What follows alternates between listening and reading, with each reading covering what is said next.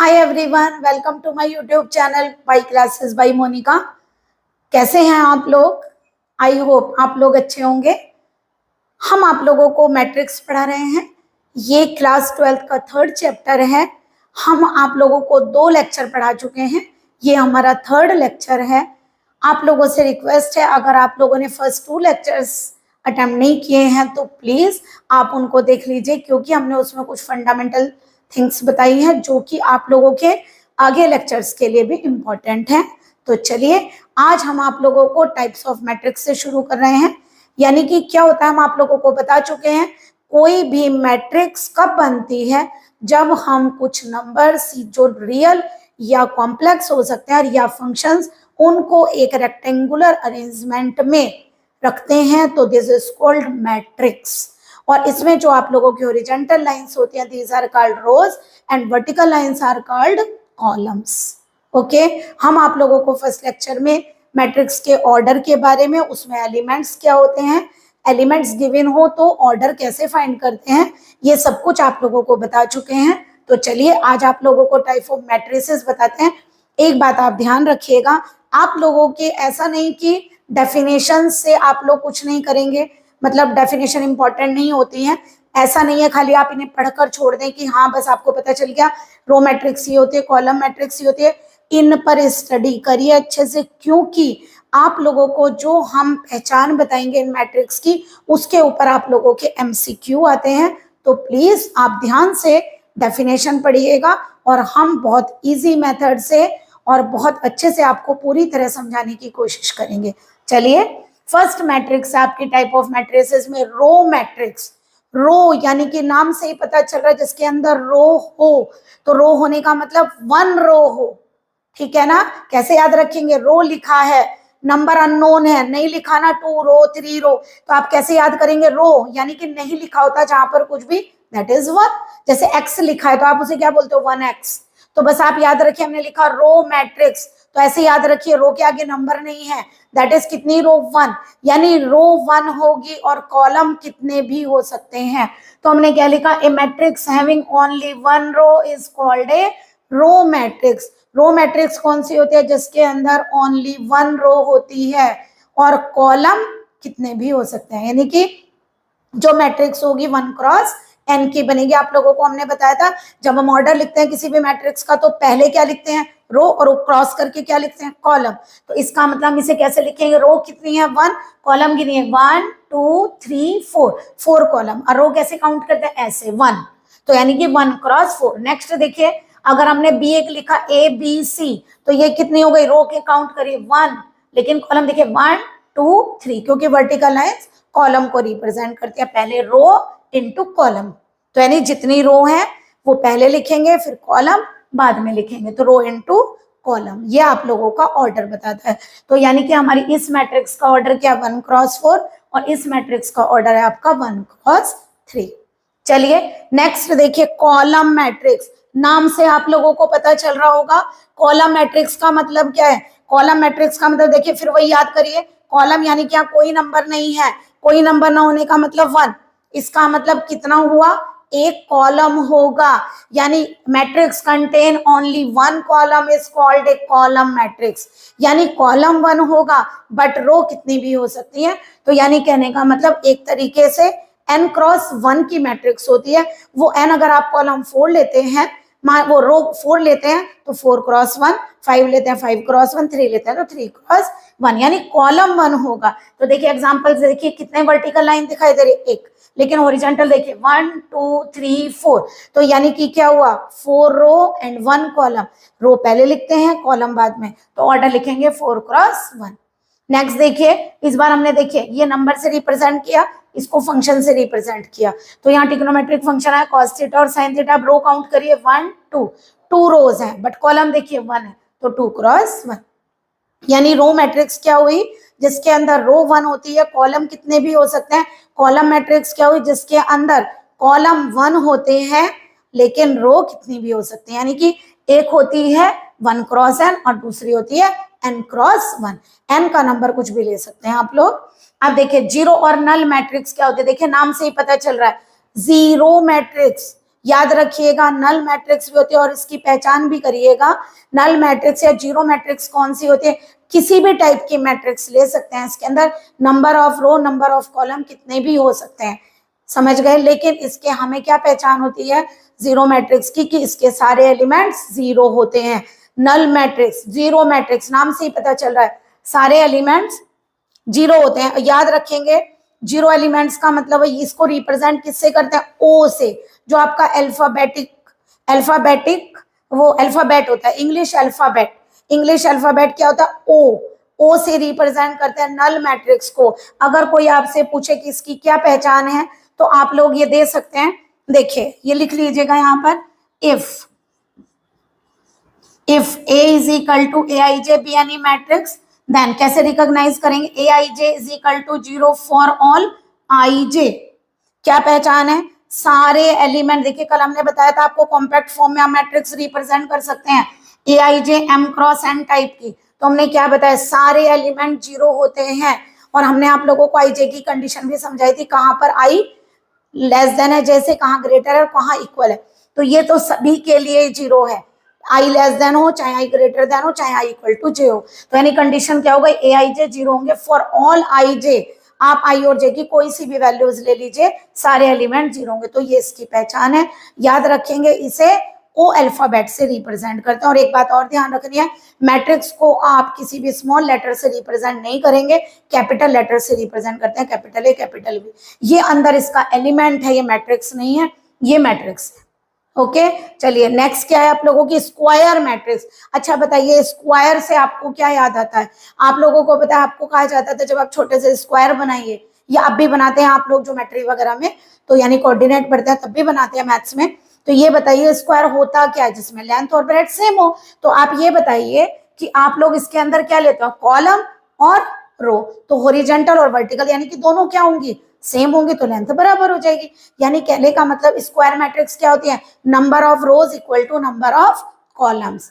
ए matrix क्या होगा? A matrix in which all the numbers of rows is equal to the number of columns is called a square matrix. इसीलिए जब भी कोई matrix square होगी तो आप उसको कैसे रिप्रेजेंट करेंगे? जैसे 2 क्रॉस 2, 3 क्रॉस 3, 4 क्रॉस 4। ओके तो यानी कि दोनों नंबर सेम होंगे।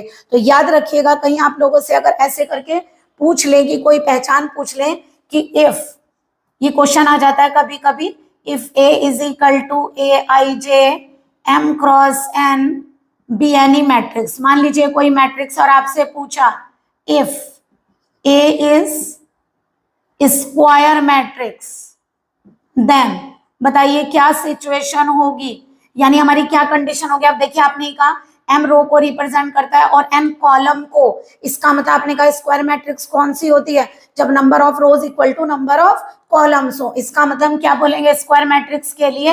एम इक्वल टू एन होगा। या तो आप दोनों जगह एम लिखिए या तो फिर आप दोनों जगह एन लिखिए। ओके तो ये आप लोगों के स्क्वायर मैट्रिक्स की पहचान है। चलिए नेक्स्ट मैट्रिक्स है। देखिए अभी तक हमने आप लोगों को जब भी लिखा तो देखिए ए मैट्रिक्स वर्ड लिखा, a matrix, A matrix, A matrix, ऐसे लिखा। यहाँ भी क्या लिखा है? ए मैट्रिक्स। ठीक है, लेकिन अब क्या लिखेंगे आप लोग? अब आप डायगोनल मैट्रिक्स पढ़े, चाहे स्केलर मैट्रिक्स पढ़े, चाहे यूनिट मैट्रिक्स पढ़े, आप केवल मैट्रिक्स वर्ड यूज नहीं करेंगे, आप लोग स्क्वायर मैट्रिक्स यूज करेंगे। क्यों? क्योंकि हम इनके अंदर डायगोनल रिप्रेजेंट करेंगे।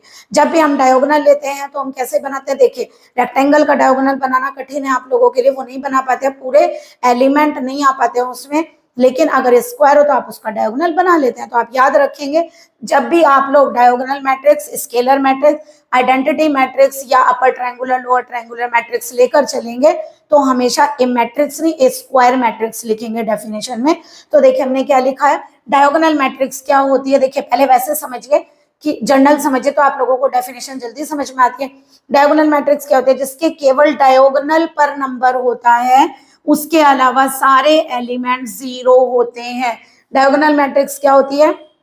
जिसके डायगोनल पर नंबर होता है बट डायगोनल के अलावा जितने एलिमेंट्स होते हैं वो सारे जीरो होते हैं। ठीक है, देखिए एक बात ध्यान रखिएगा, हम जहां बोलते हैं कि ये जीरो होगा वो जीरो होगा, जहां हम बोलते हैं नंबर तो नंबर तो जीरो भी होता है ना। हाँ, ये बात अलग है, हम ये नहीं कहेंगे कि सारे जीरो होंगे, बट इनमें कोई नंबर जीरो भी पॉसिबल है।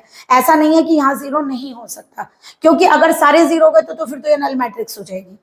ओके, तो डायगोनल मैट्रिक्स के अंदर डायगोनल पर नंबर होते हैं, बट ये नहीं है कि मैं आपको ये नहीं कह रही कि जो नंबर है जीरो भी तो एक नंबर होता है, तो वो भी यहाँ पॉसिबल है कोई सा नंबर। जैसे अगर हम लिखे 103 तो वो भी डायगोनल मैट्रिक्स है, बट ऐसा नहीं कर सकते आप, डायगोनल के ऊपर और डायगोनल के नीचे सारे नंबर्स हमेशा जीरो होंगे, केवल डायगोनल पर आपका नंबर होगा, तो वो कहलाते हैं डायगोनल मैट्रिक्स। तो देखिए हमने क्या लिखा, a square matrix A is equal to Aij is called a diagonal matrix if all the elements except those in the principal diagonal are zero। हमने आपको बताया था ये प्रिंसिपल डायगोनल कहता है, इधर वाला डायगोनल काउंट नहीं करेंगे आप, डायगोनल आप हमेशा यही वाले लेंगे, इसी को हम प्रिंसिपल डायगोनल या लीडिंग डायगोनल बोलते हैं, तो आप लोग इसी डायगोनल को यूज करेंगे। तो यानी कि कहने का मतलब हमने क्या कहा, हमने कहा एक्सेप्ट यानी डायगोनल के अलावा कोई भी एलिमेंट सब जीरो होंगे। तो देखिए आप इसकी पहचान कैसे करेंगे, अगर आपने A is equal to Aij एक मैट्रिक्स ली है जहां पर Aij एलिमेंट्स को रिप्रेजेंट करता है, तो Aij किसके इक्वल होगा, जीरो के। कब कब होगा, जब I और J इक्वल नहीं है। तो देखिए जिन्होंने हमारा फर्स्ट लेक्चर नहीं पढ़ा है, हमने फर्स्ट और सेकंड दोनों लेक्चर में आप लोगों को ये बात समझाई थी, अगर ये डायगोनल है तो डायगोनल पर क्या होता है, I equal to J, diagonal के ऊपर I is not equal to J और नीचे भी I is not equal to J। ऊपर वाला एलिमेंट आप कैसे लिखते हैं, यहाँ लिखते हैं आप 2, यहाँ पे क्या लिखते हैं 1 1 1 2, तो ये भी बोल सकते हैं कि I लेस देन J होता है और नीचे I ग्रेटर देन J होता है, यानी कि इक्वल तो नहीं होता ना। तो डायगोनल पर I और J इक्वल होते हैं, डायगोनल के ऊपर और डायगोनल के नीचे I और J इक्वल नहीं होते, यानी अगर वैसे याद कर तो I लेस देन J और I ग्रेटर देन J होता है। तो यानी डायगोनल पर एलिमेंट होगा का मतलब हुआ डायगोनल के ऊपर और नीचे दोनों जीरो है, यानी कि जब I is not equal to J है तब Aij सारे एलिमेंट जीरो होंगे। तो पहचान क्या होती है इसकी, Aij equal to zero for all I is not equal to J। जब I और J इक्वल नहीं होते तो उस केस में Aij जीरो होता है। अब मान लीजिए आप लोगों का कोई MCQ आ जाता है और आपसे पूछ लेते हैं कि डायगोनल मैट्रिक्स की आप पहचान कैसे करेंगे, तो आप बताएंगे if A is equal to Aij be any matrix then Aij equal to 0 for all I is not equal to J। Okay, लेकिन हम ये क्यों नहीं बता सकते डायगोनल वाला नंबर, क्योंकि हमने कहा कोई भी नंबर पॉसिबल है, तो हम ये नहीं बता सकते एग्जैक्टली कि ये नंबर्स क्या होंगे। ओके, अब इसके बाद ये बात ध्यान रखिएगा, अब जैसे ये एक डायगोनल मैट्रिक्स है तो डायगोनल मैट्रिक्स को रिप्रेजेंटेशन कैसे देते हैं, A इक्वल टू डायग, हम लिखते हैं डायगोनल को डायग शॉर्ट फॉर्म में, जो इसके एलिमेंट डायगोनल पर लिखे थे 1 2 3, यानी कहीं भी आप लोगों को इस तरह की मैट्रिक्स दिख जाए तो आप लोग उससे मैट्रिक्स बना सकते हैं। यानी कि अगर 3 एलिमेंट नजर आ रहे हैं इसका मतलब 3 क्रॉस 3, मान लीजिए आप लोगों की मैट्रिक्स इस तरह से आ जाए, कोई आप लोगों को लिखा दे दिया डायग ABCD, कितने एलिमेंट है 4, तो 4 क्रॉस 4 की बनेगी A0 0 0 B0 0 0 0 C0 and 0 0 0 D, this is 4 cross 4 matrix, यानी कि 4 एलिमेंट है तो 4 क्रॉस 4 बनेगी, 3 एलिमेंट तो 3 क्रॉस 3 बनेगी। तो डायगोनल मैट्रिक्स स्क्वायर मैट्रिक्स ही होती है, बट स्क्वायर मैट्रिक्स के अंदर क्या पहचान होती है कि जब I is not equal to J होता है तो सारे एलिमेंट जीरो होते हैं, but I equal to J पर हम इसलिए नहीं बता सकते क्योंकि डायगोनल पर क्या एलिमेंट होंगे हमें नहीं पता।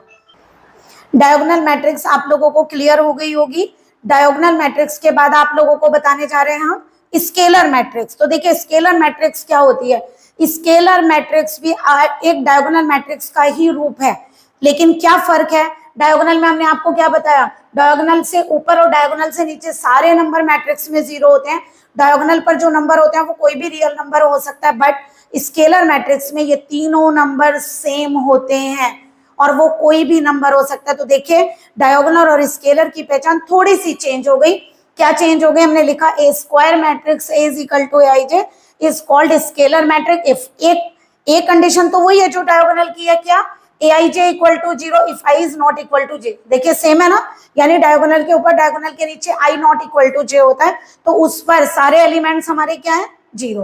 बट यहाँ हमने डायगोनल के बारे में नहीं बताया था क्योंकि हमने आपसे कहा था कि हम ये नहीं बता सकते कि डायगोनल पर एलिमेंट कौन सा है, बट यहाँ हम ये बात बता सकते हैं कि जो डायगोनल पर एलिमेंट है वो सब सेम होंगे। तो हम यहाँ पे क्या लिखते हैं, second condition Aij equal to K for all I equal to J, जहां k is any real number not zero except zero, यानी k कोई भी नंबर हो सकता है, जीरो नहीं लेंगे। अगर आपने जीरो लिया तो वो नल मैट्रिक्स में कन्वर्ट हो जाती है।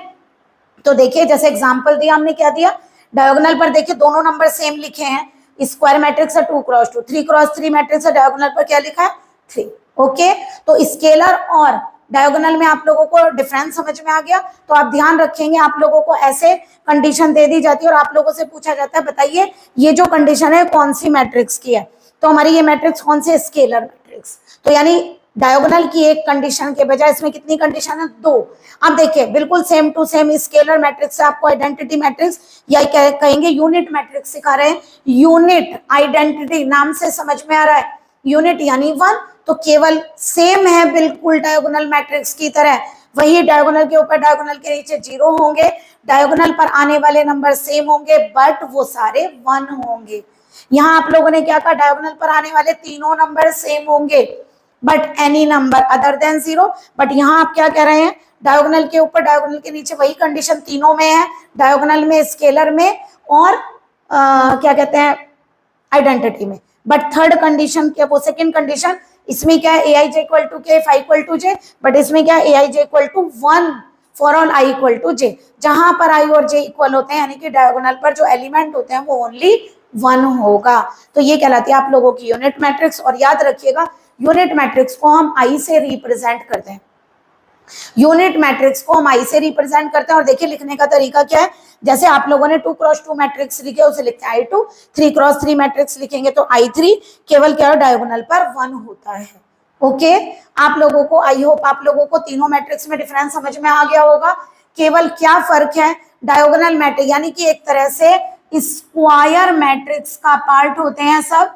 स्क्वायर मैट्रिक्स से हमने कौन सी बनाई, डायगोनल मैट्रिक्स। और डायगोनल मैट्रिक्स की पहचान क्या है, A I J equal to 0 when I is not equal to J. और डायगोनल के बाद आप लोगों की स्केलर मैट्रिक्स की क्या पहचान है, एक तो यही है A I J equal to 0 I is not equal to J, और एक हो गई A I J equal to K when I equal to J, ये आपकी स्केलर हो गई।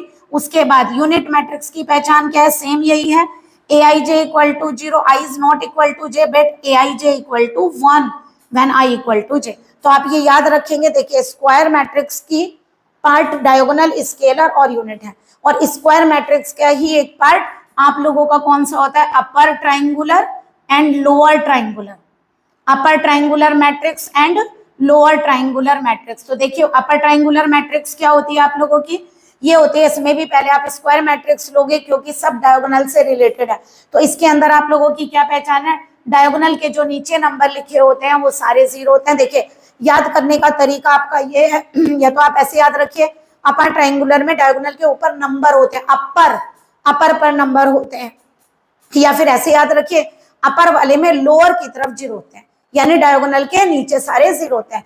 तो a square matrix A I J is called an upper triangular matrix if A I J equal to 0 for all I greater than J. जब I की और जे की value क्या होती है, ग्रेटर होती है, तब ए आई जे इक्वल टू क्या होता है, ओ सॉरी, ये आप लोगों का ए आई जे इक्वल टू 0 होगा, I less than J, A I J not equal to 0।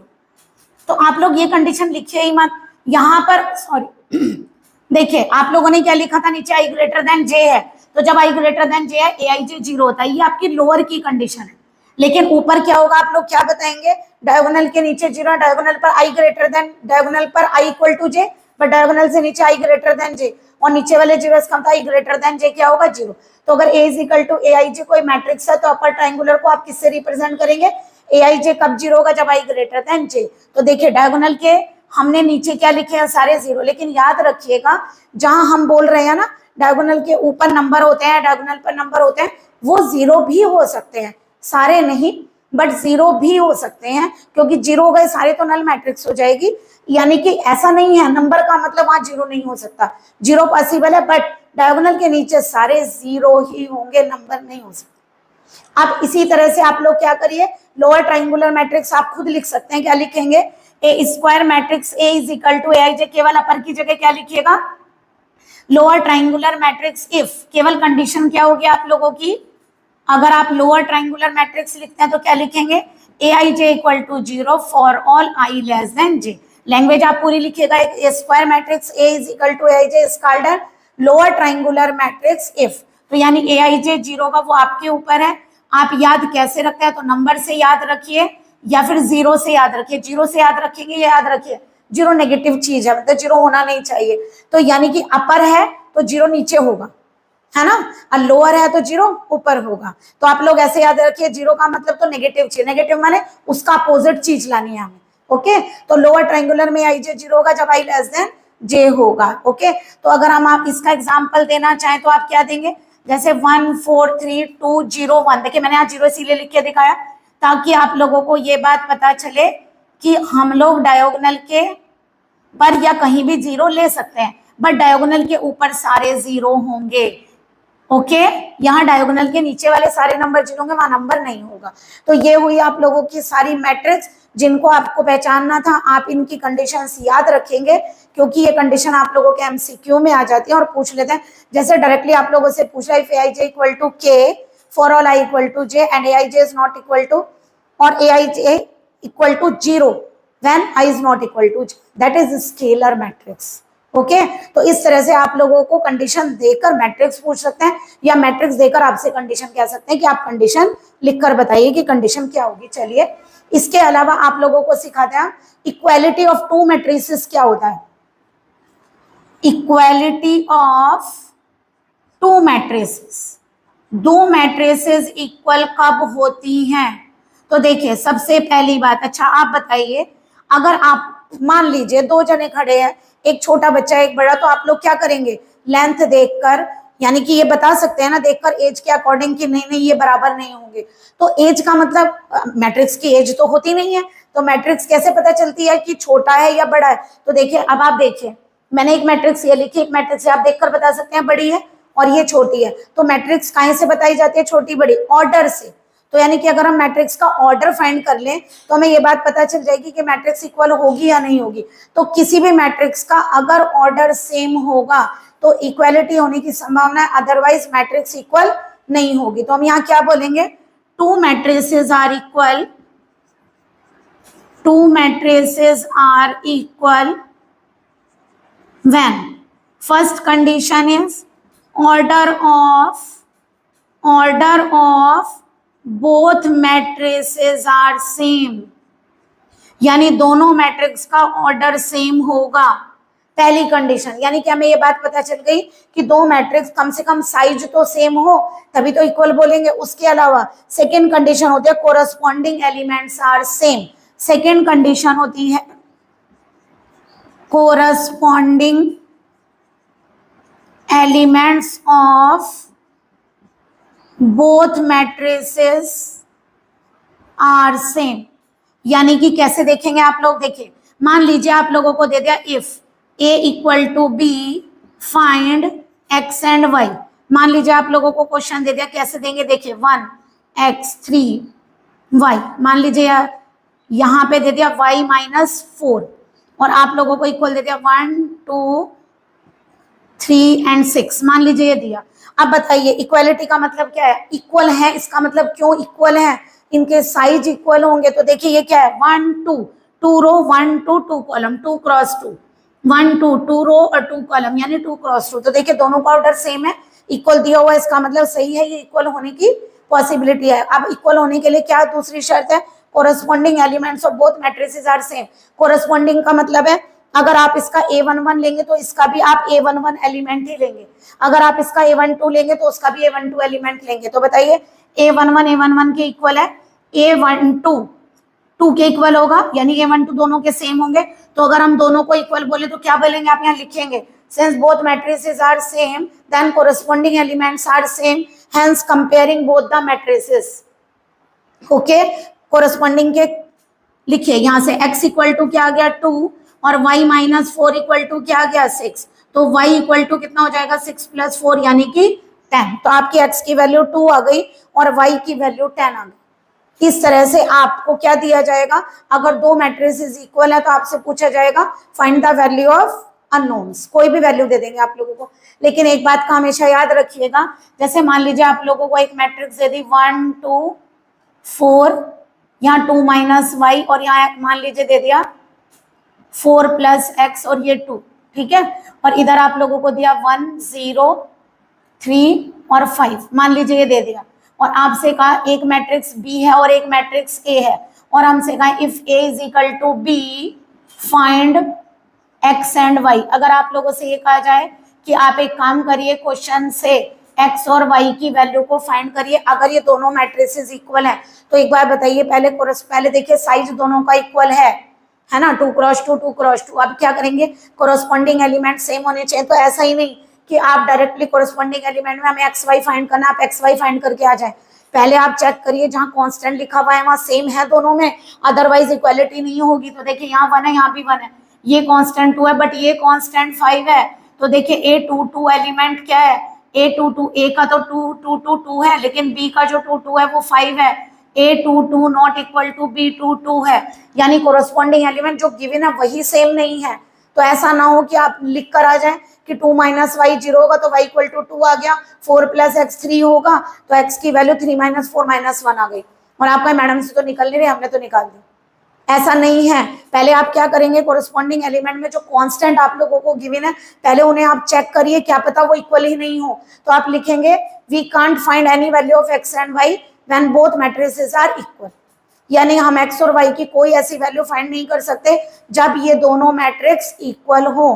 तो इस तरह से ऐसा नहीं है कि इक्वालिटी आपको बताई गई और आप डायरेक्टली क्वेश्चन कर दें। पहले आप चेक करिएगा जो कांस्टेंट वैल्यूज दी गई हैं वो इक्वल होंगी या नहीं होंगी।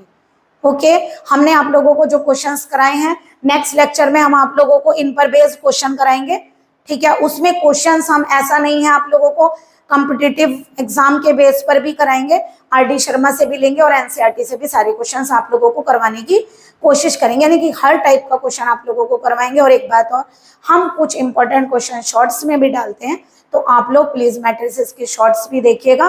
क्योंकि आप लोगों को ये फंडामेंटल चीज हमने आप लोगों को बता दी, तो इसलिए हम आज कोशिश करेंगे आप लोगों के शॉर्ट भी देंगे, क्वेश्चन जो शॉर्ट में आता है, यानी कि उनको शॉर्ट रील पर डालेंगे।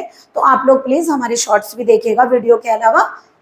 तो उसमें क्या होगा, आप लोगों का 1 मिनट में एक क्वेश्चन कवर हो जाएगा या 2 क्वेश्चन कवर हो जाएंगे। तो उससे क्या होगा, आप लोगों को ये भी पता चल जाएगा कॉम्पिटिटिव एग्जाम में किस टाइप के क्वेश्चंस आप लोगों के आते हैं। ओके, आई होप आप लोगों को हमारा लेक्चर समझ में आया होगा। तो please like and subscribe my channel. Good day, take care.